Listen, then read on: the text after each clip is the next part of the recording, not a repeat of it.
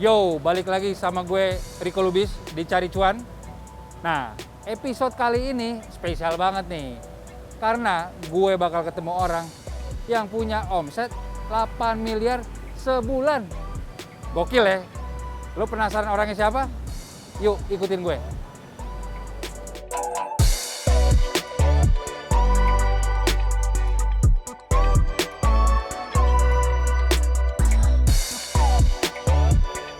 Welcome to Kick Avenue. Oke. Thank you nih udah pada datang nih. Iya, Jo. Oke. Jadi ini salah satu bisnis lo yang omsetnya gila-gilaan.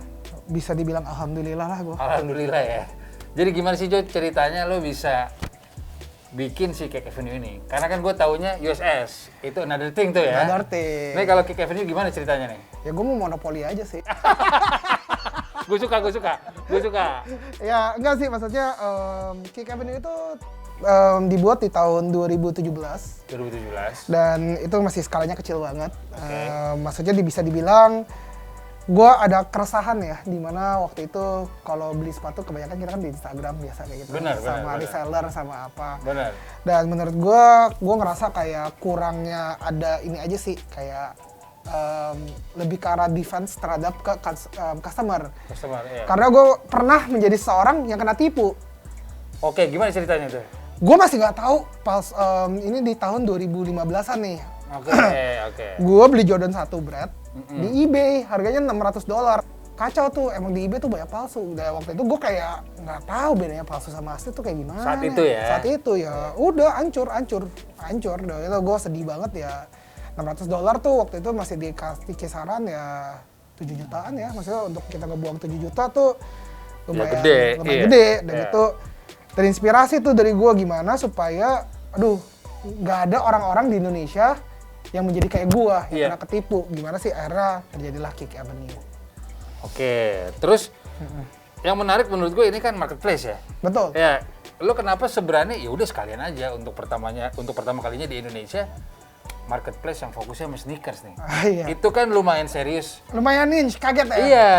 Jadi di gue sendiri kita percaya sih, maksudnya sneakers itu di tahun 2015 itu, gue yakin emang sneakers bakal segede ini gitu. Oke. Sneakers itu bukan cuma hobi sesaat doang, tapi menjadi lifestyle. Setuju. Dimana ya semua orang nih yang lagi syuting aja nih kalau lagi lihat tuh semuanya udah pakai sneakers tuh. Boleh tuh dilihat tuh, coba tuh, mana tuh sepatunya. Sneakers itu udah bukan didominasikan oleh sama orang-orang yang punya uang aja, tapi itu menjadi alat kebutuhan yang istilahnya aku nyaman loh pakai sneakers dibandingin pakai sepatu atau pakai boots atau pakai pantufel gitu. Dan sekarang kan orang kan kelihatannya kerja udah jadi makin informal gitu loh. Mereka mungkin masih pakai seragam tapi sepatunya udah bukan ini lagi gitu. Jadi ketika kita udah percaya suatu saat Indonesia bisa seperti itu, kita percaya itu, ya kita bikin yang namanya marketplace yang istilahnya spesial untuk menangani sneakers. Nah, kalau bicara cuan, sesuai program ini Cari Cuan, apakah dari awal lu nge-planning si Kick Avenue ini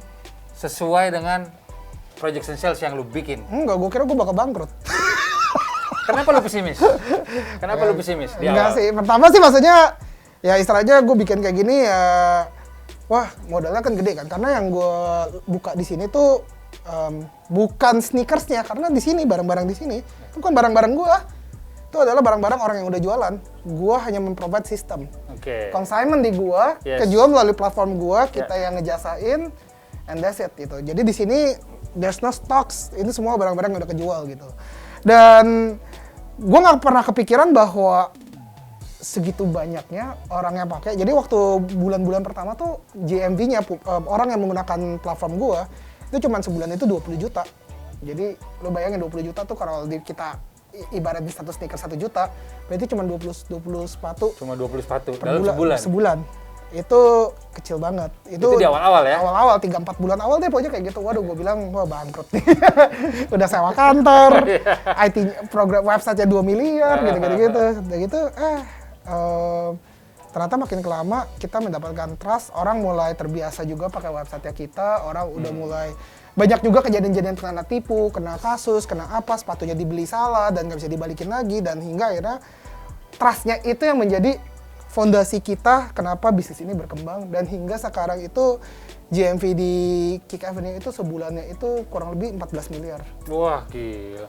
Nah, kira-kira yang menarik, ya gue udah tahu bahwa si Kick Avenue ini emang secara omset di angka sekian. Tapi apa triggernya tuh dari 20 piece sepatu sampai ini nih yang bikin Kick Avenue meroket? Konsisten sih, maksudnya kayak untungnya kan kayak gue bilang kan gue monopoli kan, ada USS, ada Kick Avenue. Betul. Jadi gue selalu percaya dengan ekosistem sih. Iya. Ekosistem itu penting banget, di mana ekosistem komunitas sama kita mesti selalu mementingkan kepentingan customer dulu dibandingin kepentingan kita gitu loh.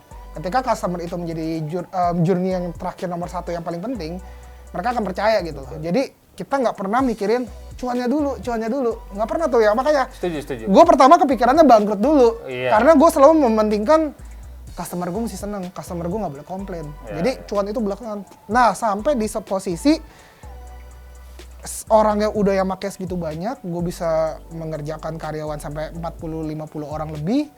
Dan ya sekarang dari yang 20 sepatu itu hingga sekarang satu harinya itu 350 sampai 450 sepatu per harinya. 350. Dari dulunya cuma 20 sneaker per bulan. Gila. Nah, jadi ada satu lagi sebenarnya yang Jejo lupa bilang kali, secara ekosistem lu juga punya media. Punya media ya, Urban Sneaker Society. Itu tapi perusahaan yang lain, bukan perusahaan ini. Cuma kan beda. saling nyambung, Jo. Saling nyambung. Karena kulturnya sama. Yes. Nah, jadi emang Jejo udah memperhitungkan itu dari awal. Berawal dari 20 sneakers yang cuma bisa dijual sampai lu pesimis kayak bangkrut nih. Ternyata sekarang bisa ada di sini interview lu dengan omset miliaran. Dan kita ingat ekosistem itu juga kita nggak mau bikin Instagram seller ini mati, malah kita ngajak dia, yuk jualannya di tempat gua aja, gua jagain lu nih gitu loh, biar lu. Jadi istilahnya kita nggak mematikan mereka. Kalau gua mematikan, gua bisa aja kayak ya udah gua aja yang jualan di website gua sendiri. Enggak, gua bawa orang-orang untuk kayak yuk bantu yuk Kick Avenue biar gede gitu. Dan hingga sekarang kita punya puluhan ribu sellers juga dan ratusan ribu orang yang istilahnya membeli di Kick Avenue. Oke, setuju. Oke. Yuk, kita mau lihat jalan-jalan lagi, kita jalan-jalan gudang kali ya. Jalan-jalan gudang. Yuk.